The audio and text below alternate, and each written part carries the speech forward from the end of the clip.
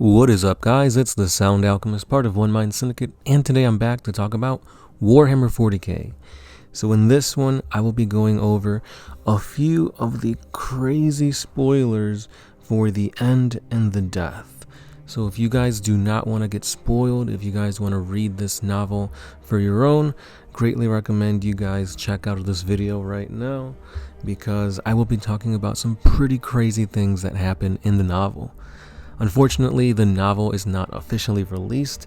It has been leaked in its entirety online, and although I do have it pre-ordered and I do want to read it for myself, like, people were just sending us a bunch of leaks and, just trying to spoil it, so it was kind of unavoidable. So if you guys want to see what exactly happens in the novel, I recommend you guys pre-order the audiobook or the actual hardcover physical book. But let's go ahead and talk about some of the mind-blowing revelations found in the probably second to last book in the Horus Heresy / Siege of Terra series. So without further ado, guys, let's go ahead and dive into these spoilers. So first and foremost, this takes place near the end of the Siege of Terra, so Chaos and the forces of Horus have pretty much pushed the Loyalists all the way up until the Imperial Palace. They are making a last stand against the forces of Chaos, but the Loyalists are indeed losing. So one of the things that they tell us here that is probably one of the most awesome things I've ever heard is that Titans are being crucified along the walls of the palace. Just think about how freaking metal that sounds. Imperial Titans are being crucified to the walls of the palace. If that's not grimdark, I don't know what is. That just sounds pretty cool. Not really a spoiler, but just kind of set the mood. So with that being said, the first big spoiler is that Terra is being sucked into the warp. All the clocks have stopped and are malfunctioning. Terra is stuck on the same day, with characters remarking that it feels like years since the Eternity Gate was shut. Not just that, but the geometry of Terra is changing as well. Garviel Loken walks down a street, and he ends up 20 kilometers away in a different area of the palace. Traders are also able to manifest and attack from almost anywhere, and because of this, the Imperial Fists who are defending themselves cannot anticipate where the attacks are coming from, so it is indeed a losing battle. When it comes to the warp and its trickery, everything and anything is all going to be messed up. If you think up is up, it is not anymore. Up is down, left is right, blue is white, 1 is 3. So none of this makes sense. Chaos is pretty much overcoming all of Terra. There are warp storms surrounding Terra, so you don't know what's real, you don't know what's fake, you don't know exactly what your effects are going to cause, and that is giving Chaos a huge advantage. The reason why the Loyalists are losing is indeed because of Chaos and the warp mainly. If it was indeed just regular traders versus Loyalists, it would be more on equal playing terms, but because of the warp, everything is skewed, and therefore Chaos is coming out on top. So you're thinking, well, why isn't the Emperor acting? What is going on here? So it turns out that the Emperor has been just sitting on the throne doing a bunch of things all at once. He's overwhelmed. He's in pain. He's helping kind of the civilians of Terra by quelling and soothing their psychic signature. He's also directing a bunch of combat tactics in space and on Terra. Not just that, but he's also trying to power the Astronomicon until finally he gets up, and the first thing he does is to try and heal Jagdai Khan's soul. And when he's doing this, Malkador knows that it's now time, and the Emperor will act once again. So during this whole Siege of Terra, the Emperor's basically been sitting on the Golden Throne, doing a million things all at once, fighting a war in the warp, helping humanity's psychic signature and whatnot. So it's not like the Emperor's not doing nothing, but he is being overwhelmed. Not just that, but we get a huge revelation for the Emperor, and that is that the Emperor was Alexander the Great. And going even farther than this, potentially, the Emperor was actually Jesus Christ. So that's pretty crazy. For the longest time, the Emperor Neoth, the original, he was born on Anatolia, I believe that was the name.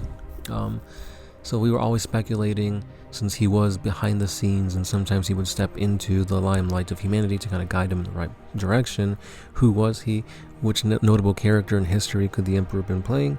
And our speculations were correct that he was indeed Alexander the Great.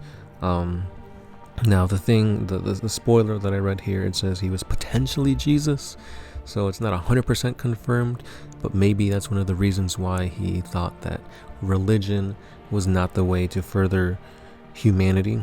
But that's pretty interesting, pretty crazy realization here that the Emperor was indeed these two notable people not characters, notable people in the real world.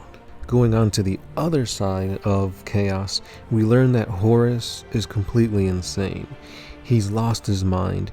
He believes that he's still conducting interviews for remembrancers. He thinks that dead sons like Malorgorst and Sejanus are still alive. He hears his serfs whispering when they aren't. So he's just going crazy. And this kind of goes to show you just how much control and machinations the Chaos Gods have overtaken on him. He's lost who he was. He's lost himself. And he's basically just a puppet in the hands of chaos.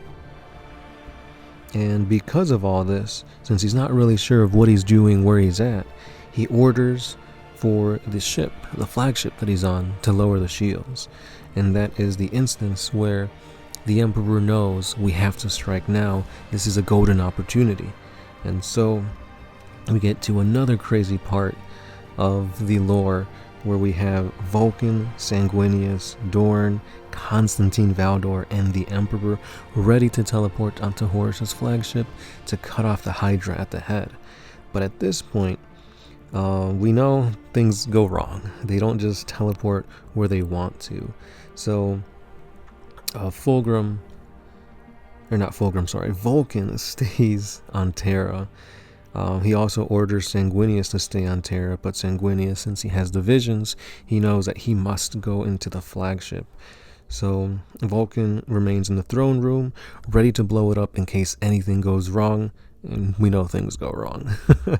But before that, once they go ahead and teleport onto the flagship, of course, the Chaos Gods don't like this, and so they get scattered. Dorn is probably the craziest one. He gets put into a pocket dimension where he's wandering a endless desert for just years upon years, to the point where he's been walking for centuries. And during all this time, he's getting bombardment by temptations from none other than the chaos god of blood and skulls, Khorne. So for hundreds of years, Khorne is just whispering into Dorn's ear, "Join me, blood for the blood god. You know you want this. This is how you'll escape. Like, the emperor's a failure. Join me and I'll give you everything you want." But he stands true. He does not falter. Or maybe he does, because then we get pushed to another scene. So that's pretty crazy. Be it any other non-Primarch character, I think they would have gone crazy in this pocket dimension where time is endless and you're just getting constantly whispered in the ear by a god of chaos. So what happened to the other players in here? Well, Sanguinius is also teleported onto the vengeful spirit like normal, like previous lore. We find out that the Emperor and his custodians that he took on there are teleported onto the ship. But upon boarding it, we find out that the custodians begin crying tears of blood, and about half of them actually turn on the Emperor. While the other half resist the control of chaos, they still are paralyzed and are unable to defend the Emperor. So we have the Emperor fighting against half of his custodian bodyguards, and he's able to take them out. But this is pretty big, because for the longest time we thought they were incorruptible creations of the Emperor, perfect bodyguards that will follow the Emperor no matter what. This, I believe, is the first time in the entire lore that it is confirmed that they can turn to chaos. Now, in the most recent lore, the Arcs of Omen, we see that the murder curse, the curse that literally Khorne, the god of blood and skulls, put over the region of space, turned every person into just a bloodthirsty murderer, except for the Sisters of Silence, the Custodes, and the Grey Knights. So they were able to resist Khorne at that point. However, they were not able to resist warp during this point in time in the heresy. So that's pretty crazy. Not just that, but we get another realization that the Emperor claims that he'll burn away Horus's corruption. He says that he will use the fire that he stole from the Chaos Gods once before to harness the powers of the warp and cleanse Horus of this taint. So this is pretty big, because now it's confirmed that the Emperor did indeed talk, or at least enter the domain of chaos and the warp and the gods back in the day, and he was able to steal powers from them. So that's probably how he became this insurmountable warrior of just untold power, because he was able to steal power from the gods. Going back to Loken, he ends up exploring a library, and then he finds a door that wasn't there before, and upon entering it, he's then taken into the Vengeful Spirit, the flagship of Horus. And this is pretty much where the book ends. So part 1, it has some pretty crazy revelations, as we all knew it would. Adds to the lore, adds to the existing mythos of what exactly happened upon the flagship of Horus, and what is going on between the Imperial Palace, the Emperor, Horus, Chaos, the Primarchs. It's just crazy. So there are a ton more spoilers out there. Like I said before, the entire book is online somewhere. So like I said, I greatly recommend you guys go ahead and pre-order the book, purchase the book. But again, there are ways to read it right now. So let me know what you think about these spoilers. Pretty game-changing ones at that. A lot of theories were confirmed with this book. And then we also see some new things kind of creep into it. What exactly will happen in part 2? Will part 2 actually be the end, or will this be a 3-part novel? It's crazy. Like, the end and the death has just been so highly anticipated that I don't think it disappointed just by reading the spoilers. We just have to wait a few more days to get the actual audiobook and physical book in our hands. So it's going to be quite the read. So let me know which one of these spoilers shocked you the most, and let me know what you want to see within the confines of the next book, The Death in the End, Volume 2. So thanks again for listening, guys. If you guys like what we do here at One Mind Syndicate, a super thanks would be appreciated. You can also like, subscribe, comment. That also helps out the channel.